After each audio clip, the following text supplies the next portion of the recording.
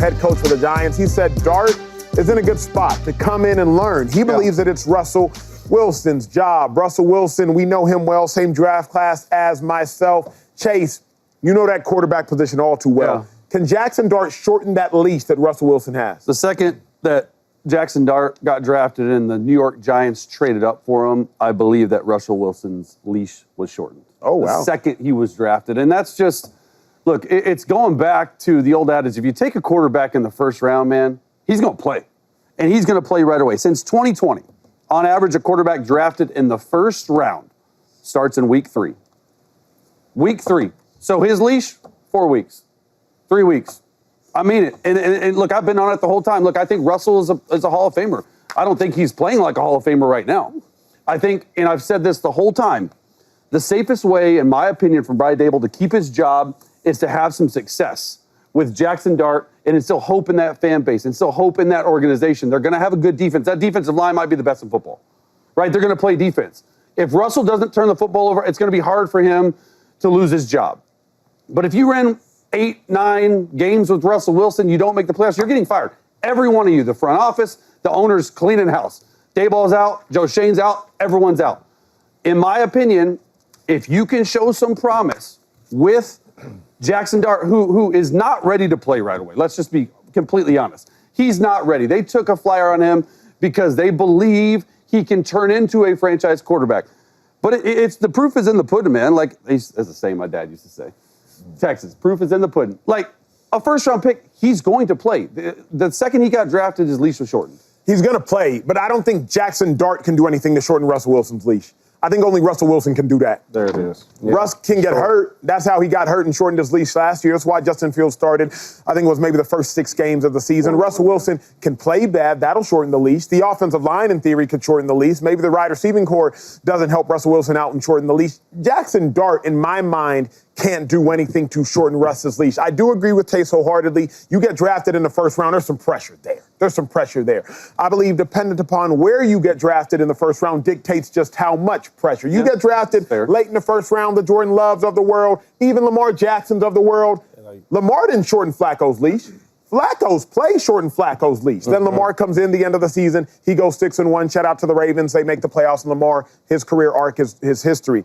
It's on Russ now. Hey, Russ, go play well. But if Russ didn't play well, Jameis Winston would have gone in too. So I don't think Dart Chase can shorten it as much as I believe Russ will. I get it, and I'm all for Russell playing well. I think he's still got some good years ahead of him. I don't think this is his last year. I think he can play another year. However, there's a difference between the team that Russell's on now in the Giants versus the team that he was on last. The team he was on last year, this year's much better team than they are now. Even if Russell Wilson plays well, Acho, and they don't win, they're playing Jaxson Dart. Like, if they keep losing, Russell can play great. But if they ain't winning, dude, so that's why I just really feel that the second he was drafted, it's like, all right, unless Russ plays out of his mind and they win 10, 11 games and make the playoffs, Jackson's going to play it. I agree if they don't win. I don't think that he's going to shorten his leash at all. First of all, he's the 3rd string, correct? Right now. He's the 3rd string right now. And he got drafted with 25th pick. It ain't like he was the top 5, top 7, top 10. He's 25th pick. He got time to wait. And even if the Giants are battling, not saying even winning, but battling, right? 4-4, 5-6-4. Like, if you battling in there, let's say you're not just automatically in there. If you battle, I think he still starts his job because Russ ain't a bad player. He is a Hall of Famer on the way, right? And if you look at his last 2 years, he's had 47 touchdowns and only 13 picks. That's solid to me. You can win with that. I just think that, man, the Giants have so many other, room for improvement on that team. I think the quarterback I think he's for the future. But I think right now, I think he got some time to wait. I'm higher on the Giants and been higher on the Giants than a lot of you guys up here on the table. I think they're going to be a good football team and win some games. Russell Wilson over his career has never just walked out there and played bad. He just hasn't. As worse as you think he was at Denver, it wasn't that bad. Yeah. Russ played some good football. Last year, if Russ starts that whole season, Russ is not a Giant. Russ is still a Steeler. That's true. If he does not get hurt, because they probably go start 5-1. They started 4-2 with Justin Fields. They probably start 5-1. And when Russ came in there, he did what he did. They probably are a higher seed in the playoffs. Only way he gets in the game is week 16, 17, 18, when the Giants can clearly see either we are out of the playoffs. That late.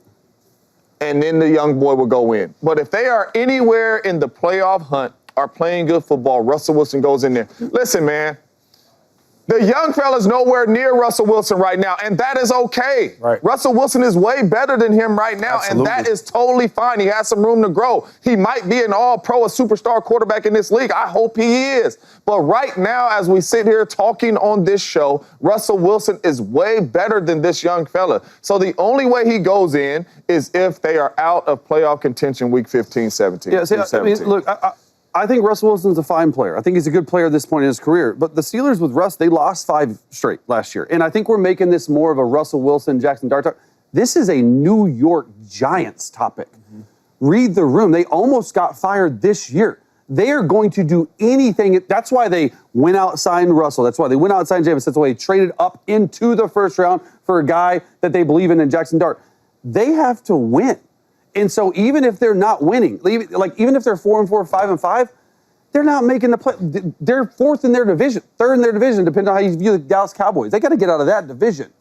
So I think it's how Russ starts, but I'm just telling you, bro, I don't imagine by game 6 that Jackson's not going to be starting. So if Jackson's starting and they're still not winning, does that matter at all? No, and that's what I said. I believe that he has to show hope that he's a franchise quarterback for Joe Shane and Brian Daboll to have a chance to keep their jobs next year and show a developmental path on Jaxson Dart from starting right now until week 17. See, the hard part with this thing is, I remember back with the Bears, right? I don't know if you care about the Bears, but the Bears. Nagy was over there, right? And I played with Nagy in Philadelphia, so I know him very well. But I remember he was saying how Justin Fields looked good in the preseason, and he was like, you know what? Just because he looked good in preseason, I don't want to put him out there in a real game, right? Because it's Mitch Trubisky, they were going at it. And he said, I don't want to put him out there in a game and then he doesn't do well, right? And we're putting him out there just for our job, right? Because what you're saying is true. Yeah. If you have a struggling team and you are in the hot seat, why should we keep you? Either the team plays really well, they're fighting, they give you a chance, right? Or you play a young rookie with, look, he's our future. And he said, I don't want to put him out there yet because I don't think he's ready. And I'm not going to do that just because it's going to save our job. If he goes out there and doesn't look good, looks like a real rookie, what does that do? I think with Russ, the chances of winning games, with you add it to the defense, with the defense line is going to be really, really good, right? And you have the coaching with Brian Daboll. You put him, Russ, with Daboll, they're going to do some differences and some magic. You know, the only thing is I disagree with Chase is because young quarterback look good, not good. If you're going to get fired, you're going to get fired. Russell Wilson gives you the best chance to win games. If you don't win, you're going to get fired. A rookie quarterback is not going to save your job. You know how I know? Because last year we all praising Drake May. How'd he look? How'd he look? Look good. What happened to the coach? Got fired. Caleb Williams, 2 coaches got fired. He had some ups and downs and had some moments, and 2 coaches got fired. That's a good point. So for me, like, I don't think the young quarterback is saving your job. The only thing that's saving your job is wins. And the best quarterback to help you win is Russell Wilson. And that's the only reason you're going to be able to coach this young boy next year. It's 2 completely different situations. Gerard Mayo was first-year head coach. No one thought he would get fired that season. Matt Eberflus, he was not on the hot seat to begin the year.